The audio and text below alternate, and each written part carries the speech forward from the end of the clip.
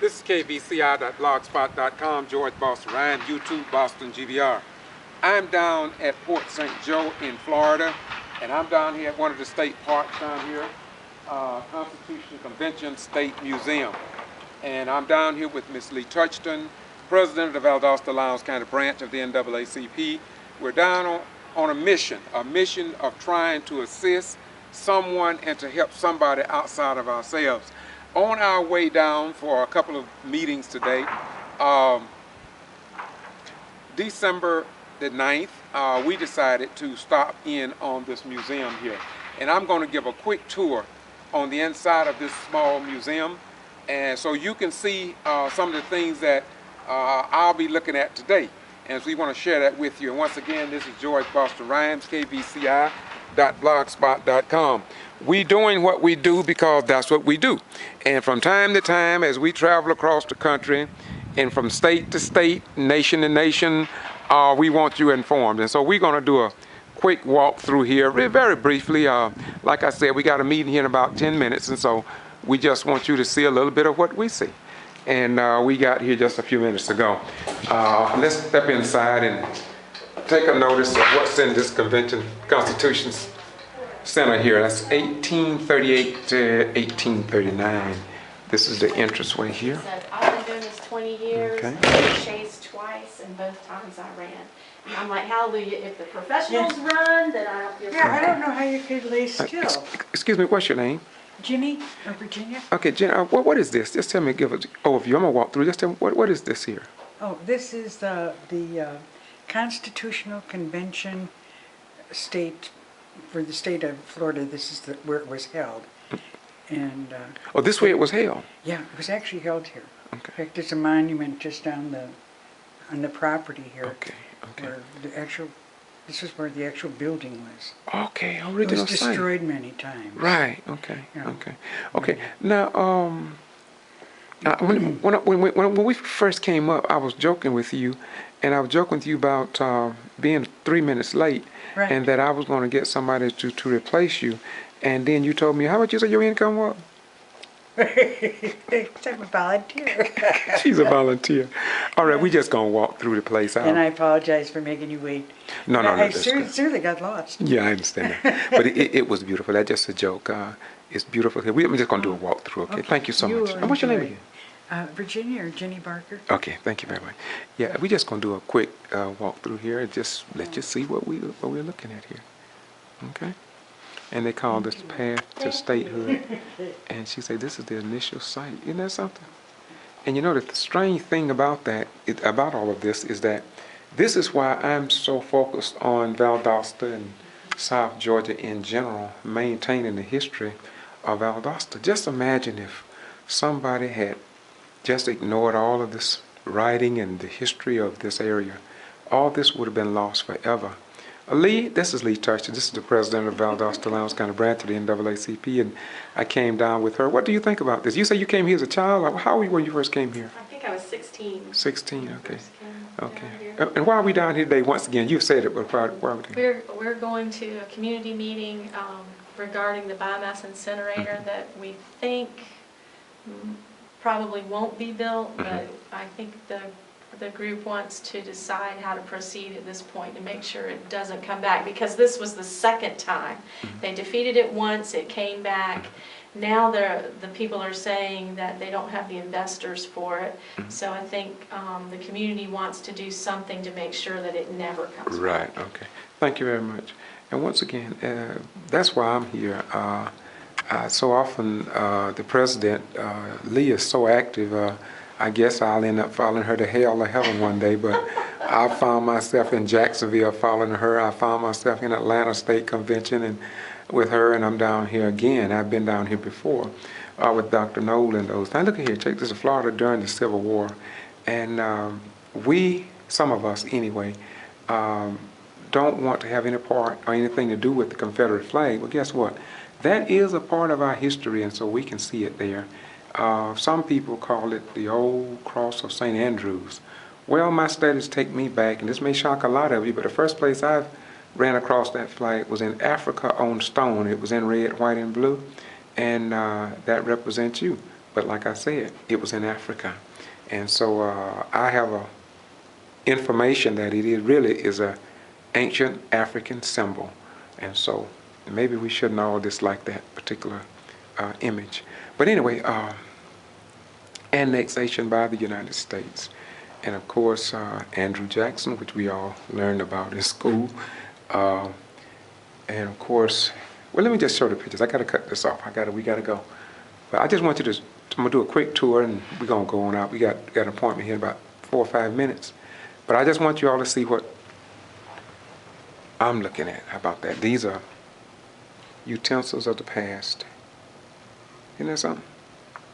But just imagine if the historical archival writers of that day had not reported in the newspapers, how much history would have been lost. And this is why I am so set on keeping the history of Valdosta, the Equipment 10, and everything surrounding their case in the forefront.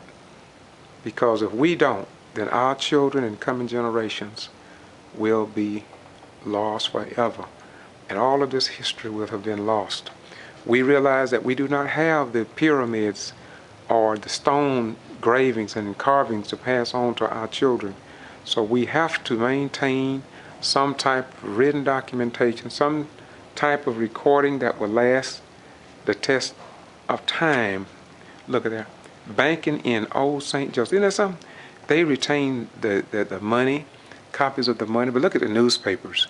Just imagine if the editors of that day had not maintained and published that newspaper, all that would have been lost. And this is why I am so set on doing what I do through YouTube and blogs and other people in the community to keep you informed. As I said, if we lose the history of today, then coming generations tomorrow, they won't know. They won't know. And so they'll be what they call deaf, dumb, and blind to the times and unable to make intelligent decisions based on fact. Now, this is about 2 or 3 minutes. I'm going to start on this. I don't know if I have time to record all this. I think I'm just going to close on this clip. But I found this to be very interesting right here. And so we're going to let you listen and watch a little bit of this, okay? KVCI.blogspot.com, Georgia. On behalf of the delegates of this convention, we present thanks to the Honorable Robert Raymond Reed for the dignity, ability, and impartiality with which he presided over these deliberations. I congratulate you upon the work you have accomplished. We met here surrounded by difficulties.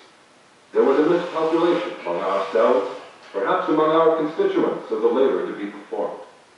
For the most part, we were strangers to one another, and time was necessary for the just appreciation of the character and motives of each other, for the interchange of opinion, for removing prejudices and softening opposition, and for the correction of error and the establishment of truth. Besides, Mr. Reed, we were without books for models of constitutional legislation and the opinions of the great lawgivers of the world. We were dependent almost entirely upon memory. My friend, Mr. Duval, is correct. But notably and faithfully, you gentlemen have performed your duty. You have compromised opinions without deserting principle. Aided by patriotism and guided by wisdom, you have framed a constitution every way worthy of the ability and skill which were brought to its construction. Sir, even with all our wisdom and hard work, I feel that the Constitution is still, well, somewhat imperfect. Yes, I am aware the Constitution is imperfect. But was it ever otherwise with any production of even the highest genius or the strongest intellect? The true question is, do not its perfections far outweigh its defects? All will, I think, agree that the work is more to be commended than condemned. We part, perhaps never to meet again. May you return in safety to your homes and friends, cheered by the consciousness of having performed your duty. I tender you an affectionate farewell. May the temple you have this day erected to liberty long remain the honor the safety, and the protection of the people of Florida. And that's the way it is. KVCI.blogspot.com. You know, I often wondered if I had never left South Georgia and just stayed in the little town of Quitman in Brooks County. Where would I be? What would be my mindset? But I thank God for meeting people like the president that we have here in Valdosta, Lee Touchton, who has an open mind. She's a white person, and I thank God for all of the white right people that I've met in Valdosta as I've traveled around the world. If you think that all white people hate black folk, or if you think all black folk hate white folk, you got another thing coming, because it's not about that. If you think all Christians hate Jews, or if you think all Jews hate Muslims, etc., etc., you got another thing coming. There are people in God's world who loves everybody. And I ran across black and white people whose love is so far outreaching until I'm sure that it would make Jesus, Mohammed, Buddha, and the rest of the great worthies say thank you. And this is what it's all about. It's not about us getting in our little small groups and thinking that we got it made in the shade. And just because you may have a greater income or your car may have a wider wheelbase than someone else, we are all in this together. We all eat the same water, we drink the same soda pops, and we breathe in the same air. And when we die, we can all be buried into the same earth. The earth itself will not argue or fight about our skin color or the religious belief system. It just accepts all of us. And I pray for the day when we will do likewise. Just come together and accept each other as a fellow human being in God's world, trying to do something good for the betterment of humanity. I want to thank the founding fathers who established this great nation, and I thank the people who preserved this great history. And we, as guardians of this nation, must continue this great work.